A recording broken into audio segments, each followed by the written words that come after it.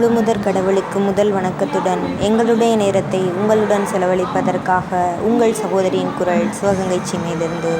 இன்றைக்கி நம்மளோட சேனலில் நண்டை எப்படி க்ளீன் பண்ணுறதுங்கிறதான் பார்க்க போகிறோம். நண்டை நல்லா அலசி எடுத்துட்டு அதோட கால் பகுதியில் ஷார்ப்பாக இருக்க பகுதியை வச்சு நண்டோட பேக் சைடு கூட ரிமூவ் பண்ணிக்கிறோம். அது லெஃப்ட் ஹேண்ட் சைடு வச்சுட்டு நல்லா ஸ்ட்ராங்காக பிடிச்சிக்கிறோம். லெஃப்ட் ஹேண்டை வச்சு ரைட் ஹேண்டை வச்சு அந்த இதை இழுக்கும்போது கேர்ஃபுல்லாக இருக்கணும். ஏன்னா அந்த முள் மாதிரி இருக்க பகுதி குத்துறதுக்கு சான்ஸ் இருக்குது. அந்த கூட்டில் சதை போல் பகுதி இருந்ததுன்னா அதை நம்மளோட குழம்புல சேர்த்துக்கலாம். அதுவும் நம்ம குழம்புக்கு கூடுதலாக சுவை தரும். இதை உடைக்கிறப்போ அந்த ஷார்ப்பான பகுதி மட்டும் கொஞ்சம் கேர்ஃபுல்லாக வச்சுக்கிட்டா ஈஸியாக க்ளீன் பண்ணிடலாம். அந்த பேக் சைடில் இருக்க கூடு தான் கொஞ்சம் என்ன சொல்கிறது, ஈஸியாக ஹேண்ட் வச்சு ரிமூவ் பண்ணுற மாதிரி இருக்காது.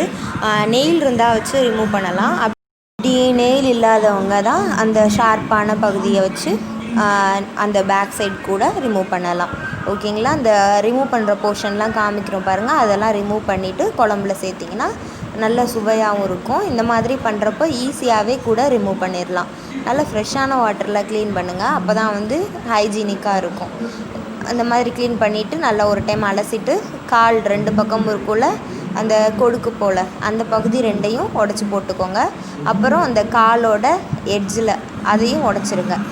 கீறுற மாதிரி இருக்குள்ள அந்த போர்ஷன் எல்லாத்தையுமே உடச்சிருங்க. 2 சைடுமே இருக்கும். அது 2 சைடுமே பார்த்து உடச்சிருங்க. அது ரொம்ப லேசாக தான் இருக்கும். கையிலே உடச்சிடலாம் ஈஸியாக. நம்ம நைஃப்லாம் யூஸ் பண்ணாமல் ஈஸியாக கையை வச்சே க்ளீன் பண்ணிடலாம். நல்லா ஆப்போசிட்டாக திருப்பணுன்னா அழகாக 2 ஈஸியாக உடச்சாச்சு. இவ்வளோதாங்க நண்டு க்ளீன் பண்ணுறது ரொம்ப ஈஸிங்க. இந்த மாதிரி நீங்களும் பண்ணி பாருங்கள். இன்னொரு டைம் டெமோ உங்களுக்கு ஒரு டைம் காமிச்சது புரியலை அப்படின்னா இன்னொரு டைம் உங்களுக்கு காமிக்கிறோம். நல்லா பார்த்துக்கோங்க.